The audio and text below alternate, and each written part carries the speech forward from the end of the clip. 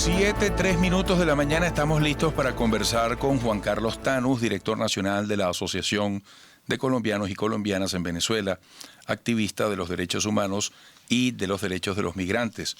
Juan Carlos, buenos días, bienvenido. Muy buenos días, Eduardo, muchísimas gracias por esta invitación. Bueno, Colombia y Venezuela históricamente con muchas circunstancias, muchos intereses en común y desde hace rato, bueno, con una relación bastante complicada, por decirlo de alguna manera.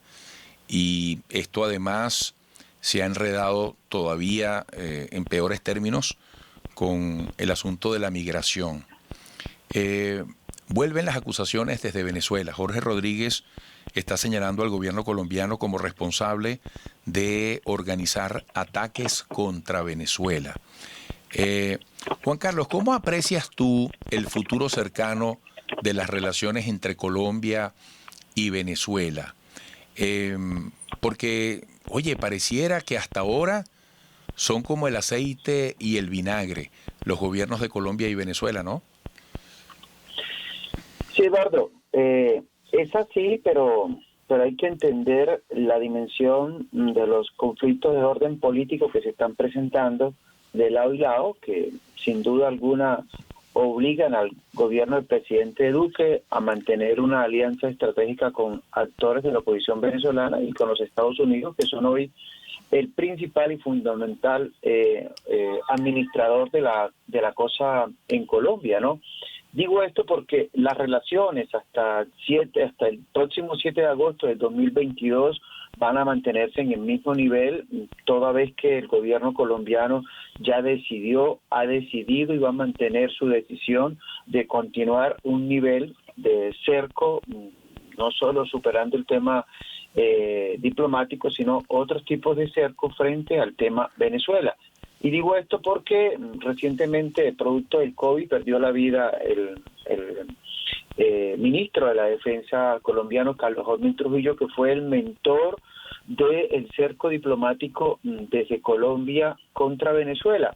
Y el ministro fallecido, Carlos Holman Trujillo, era el candidato férreo que tenía el Centro Democrático para los comicios electorales 2022, cuando el nivel de polarización va a estar muy elevado y Venezuela va a jugar un papel muy importante en el balanceo en términos de lo político electoral, como lo está jugando hoy en la coyuntura electoral Ecuador, que ya juega el tema del Ejército de Liberación Nacional, juega un papel protagónico en los medios colombianos y ecuatorianos, porque de una u otra manera el gobierno de Colombia siente que está perdiendo la batalla frente al gobierno venezolano, que el apoyo a los actores de la oposición venezolana en Colombia no han dado resultados. Por eso, Eduardo, la Dirección Nacional de Inteligencia y Contrainteligencia en Colombia terminó asumiendo toda la relación y la conducción de la política para la oposición venezolana. Es decir, ya en términos de lo político se estudia a mayor profundidad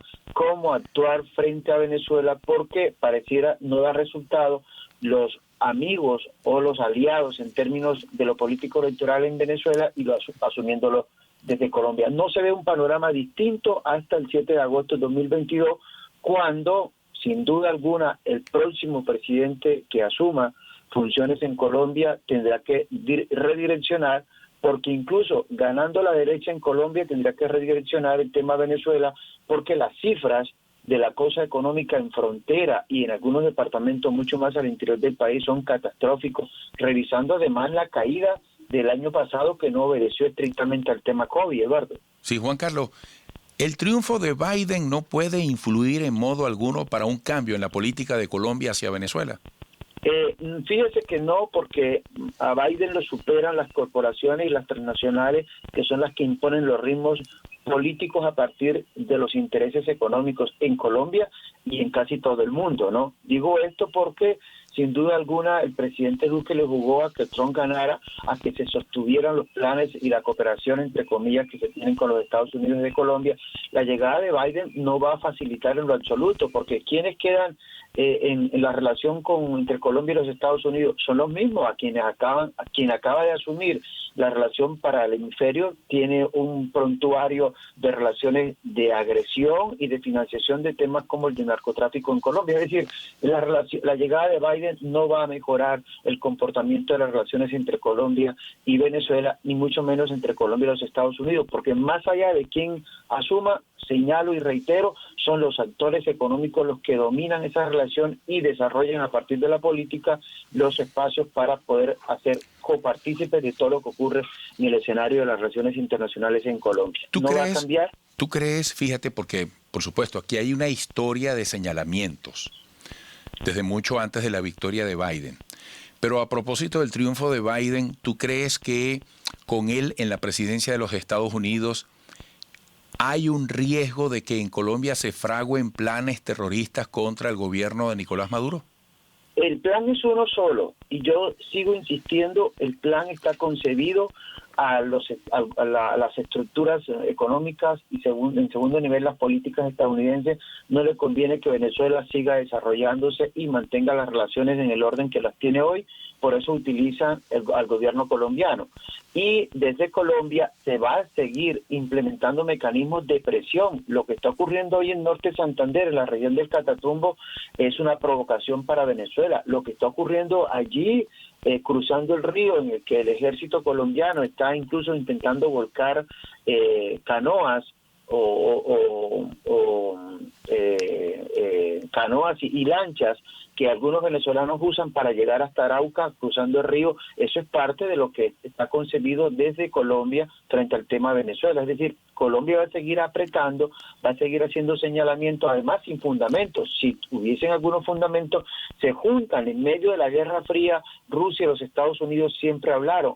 Estados Unidos y Cuba han mantenido un espacio de diálogo. ¿Por qué no mantenerlo entre Colombia y Venezuela para que justamente este tipo de señalamientos se puedan dirimir desde la más alta política o de la más alta diplomacia entre Colombia y Venezuela? Van a seguir los señalamientos, van a seguir los procesos en los cuales el aparato militar colombiano va a intentar llegar mucho más a la frontera, va a seguir haciendo señalamientos de la presencia de las estructuras insurreccionales guerrilleras colombianas en territorio venezolano, y de allí en adelante pues tendríamos que reconocer un poco todo lo que ha ocurrido en la historia, ¿no? Denuncias van, denuncian vienen. Lo único cierto es que Colombia, con las últimas capturas de venezolanos y venezolanas en Colombia vinculados a la operación Gedeón, le da la razón al gobierno del señor presidente compañero Nicolás Maduro, en el sentido en que desde Colombia hay actores vinculados, y esa decisión de que la Dirección de Inteligencia y Contrainteligencia colombiana asuma el tema Venezuela muestra entonces que las últimas capturas,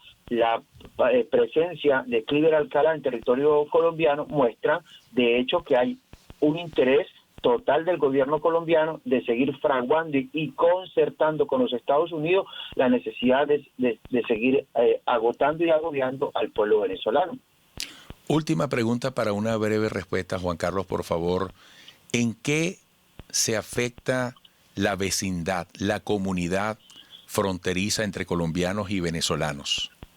Fíjese, en la medida en que las relaciones entre Bogotá y Caracas no se mejoren, todo el eje fronterizo va a sufrir el agobio del tema económico. Todos los 2.219 kilómetros de frontera van a vivir el desespero del día a día que implica tener que abrir más trocha para que salgan unos y para que entren otros. Tener que abrir un canal de comercios entre pueblos que no tiene la regularización o la regularización de los gobiernos, que deberían estar asumiendo hoy un diálogo por lo menos permanente entre las comunidades. Pasos muy concretos, ¿no? Es importante un diálogo hoy entre las autoridades locales y el gobernador de Norte Santander, en el caso Táchira, porque en esencia todo el proceso pandémico que está viviendo Colombia y cerca de esos 52.000 muertos que tiene ya por el tema COVID están afectando sin duda el ejercicio, la cotidianidad de la frontera entre Colombia y Venezuela. Es imperativo un diálogo, un proceso mínimo de concertación frente a realidades para que el pueblo de ambas latitudes no se siga afectando por las diferencias que se puedan tener en términos de lo político. Bueno, Juan Carlos, muchísimas gracias como siempre. Hasta pronto, éxitos. A ustedes, Eduardo. Feliz día. Feliz día para Juan Carlos Thanos, director nacional de la Asociación de Colombianos y Colombianas en Venezuela, activista de los derechos humanos y de los derechos de los migrantes. 7:12 minutos a la pausa.